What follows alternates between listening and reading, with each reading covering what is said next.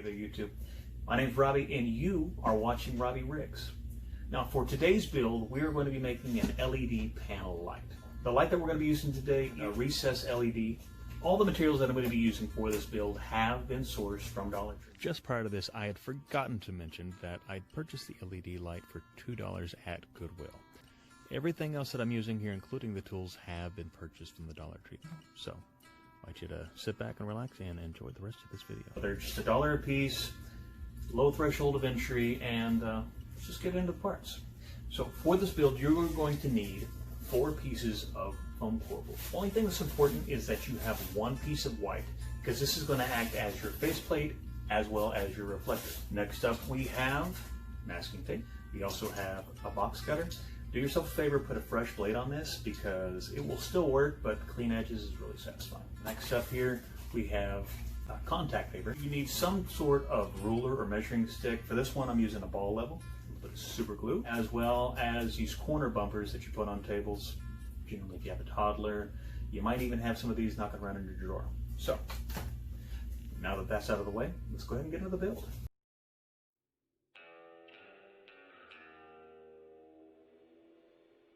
I'm going to take the width of the ruler from the very, very edge, and we're just going to trace that. So, the next thing that we're going to do is we want to measure diagonally across. Now from point to point, I got a thumbtack.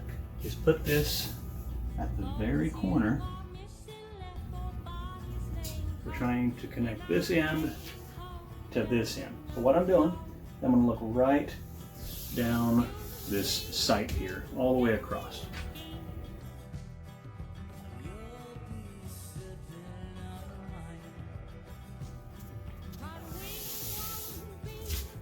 Okay.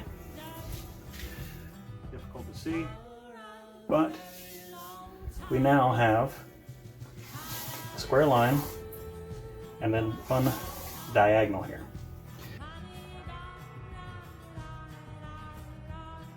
Now we go straight into cutting.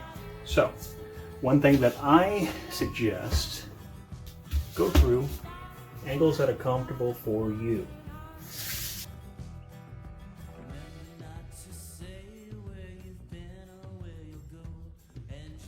What we need to do now is take along these edges and score, and that way we'll be able to actually flip these back and forth.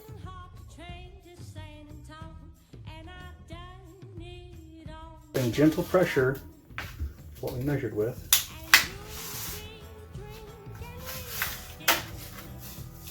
Lifting that up. Again, putting firm pressure down on our cut edge.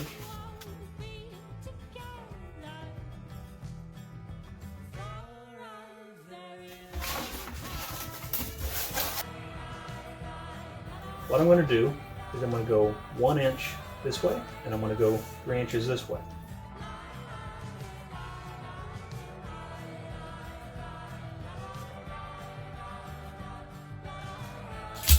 That's good enough. Now welcome back to a different view. So after you've got this cut up, this is what you should see. Now the beautiful thing about this is it doesn't have to be beautiful. So this is what we're dealing with here as far as our LED light goes. So what we're going to do is we're going to employ a few methods to make this work for us. What we're going to do, find our orientation here. Now what we're looking at is we're looking to add some structural integrity. We measured these so we could be sure, and these would have in contact with this, and this would have in contact with this. So far, we're looking good. Next up, we need to take care of this thing. What I need to do is, I know that I'm not going to want this thing flopping around. We're going to use a little maker's trick. So for this, we're going to need our masking tape and our super glue. So this is simple enough. Take our masking tape. Now we have a nicely masked area here. We take a small application, and then we blow a little bit. Being very careful.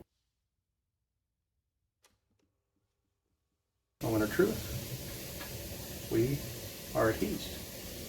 See? And we're good.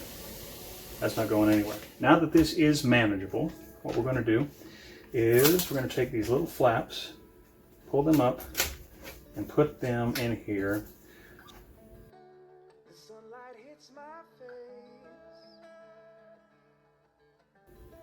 Look at that. I'm trying to take this and get it as level as we can for now, because this is essentially going to be the structure that the rest of this is built upon. So I have my measuring stick here. I'm going to find 13 on it here, look directly down, and there at the end, make this mark. Now why am I making this mark? So I can go on this end, put it flush, draw back. Now we have ourselves a straight line. So let's check the fit up. Now we have this here. I should be able to take this on the edge, and that will meet directly in the center here. Again, we're going to go ahead and do the same method. So now we have our two end pieces. After I made that cut, I realized they were quite janky. So I took them down by 1 inch. So instead of 13 inches, they're just 2 1-foot pieces of foam core. We're kind of making this up as we go along. To my eye, we need something like a 2.5 inch topper that's going to connect those two pieces that are coming up like so. Measure off 2.5 inches here. Alright, now that we have that, I want to use the flat factory side of one of the foam core boards that we've got. Now we've done that.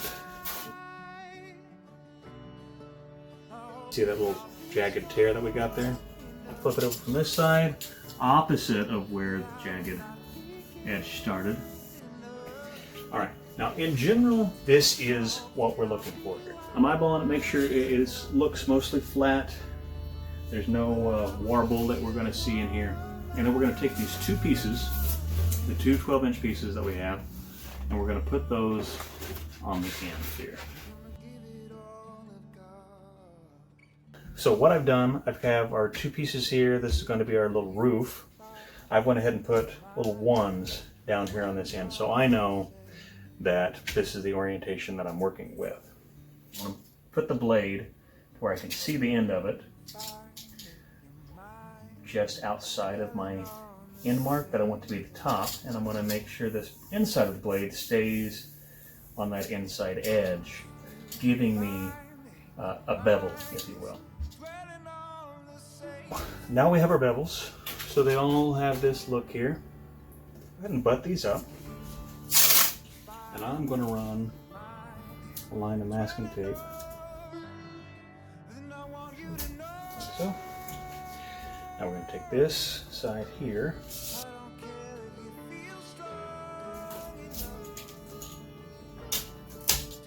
okay, now let's see what we have here.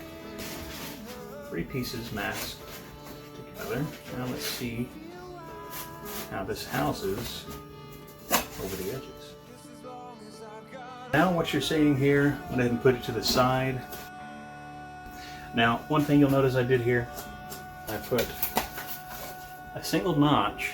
See, I went ahead and put a knot in here. This is going to give us some strain relief. When this gets pulled out past the point, it doesn't pull on the internals at all. Go ahead and slowly start masking all of these edges.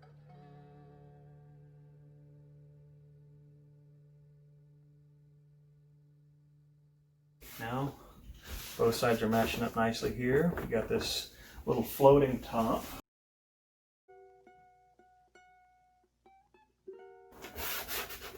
that, we have a large portion of our panel light completed. Now, believe it or not, I think that was the hard part. So for this part, we're gonna get the trusty pencil. We're literally going to trace this shape and cut it out. If we get the corners in line as they should be, so corner to corner, we're gonna come around from the back side here. Again here, we're gonna use our factory edges to help us out. We're gonna get as nice a trace as possible. This isn't a perfect cut, and that's exactly what we're trying to capture here. So we take our knife,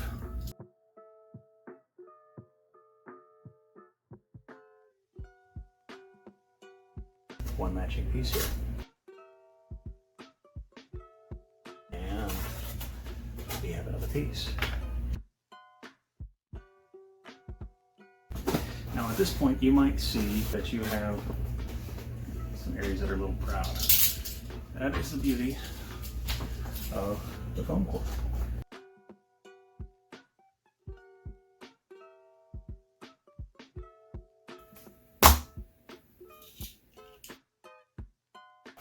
What we're going to do, we're going to take this shape and just proud, we're going to cut around it. And we have our surface. This masking tape is so grabby. To keep this tight, I'm really just putting just a tiny bit of pressure from the back side.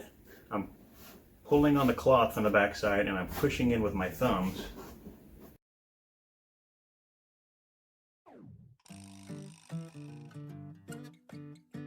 I'm so happy how this is looking.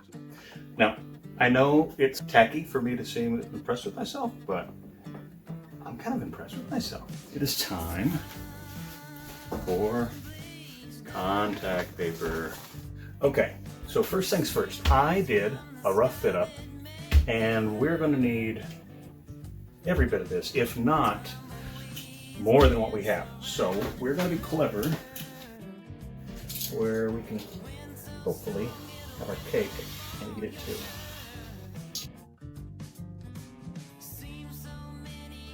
So here's what I'm going to do.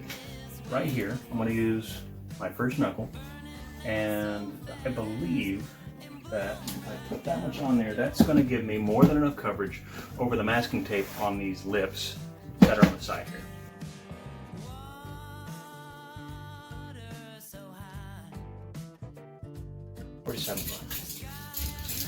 Being creative and trying our darndest to stay inspired. Okay, and I don't want to deprive you. Let's see if we can do a satisfying feel on this.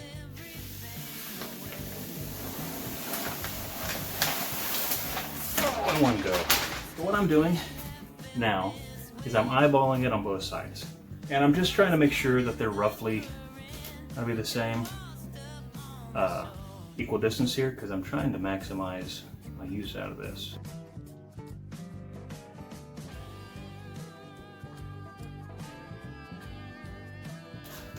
That's how much I have. I think what I'm going to do is find out here. We're roughly the same on both sides, so I think what I'm going to do is I'm going to find what that measures out to be. Here we're about 5 inches, so I'm thinking I want to cut some 5-inch strips. I'm going to cut 4 of those because we're going to use whatever we have left of this to do some trim work around this bottom edge and see if we can't hide some of that.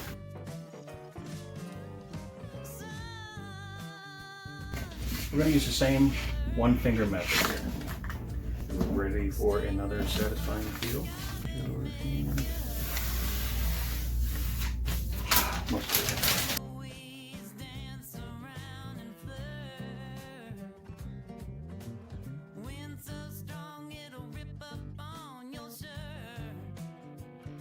Okay guys, this is our final piece. If I cut this directly down the center, I will have just what I need to make this. So this is just under 3 inches wide.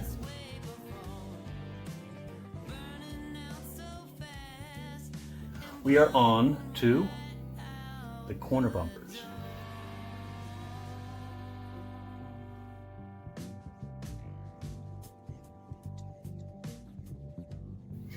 All right, guys, so use case scenarios. The one that I'm most excited about and plan on doing at a later time is hanging this up much like you would a picture on the wall.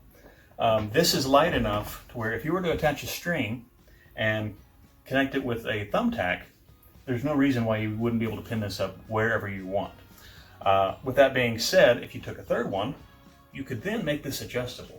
The way I'm thinking, if the wall was here, if I put this closer to the ceiling, it's going to give me a soft wash. But if you wanted to adjust the back, you could make it to where it's flat against the wall. Or if you wanted to bring it all the way up and pin it to the ceiling, you could go ahead and have it up in a way just to give you a nice washing light. So, I'm very pleased with how this turned out, and I want to thank you for sitting all the way through my first video. It's been something else. I didn't expect it to take this long. The content's only going to get better, and thank you for sticking around with me here. So, Robbie Riggs out, and remember, stay inspired.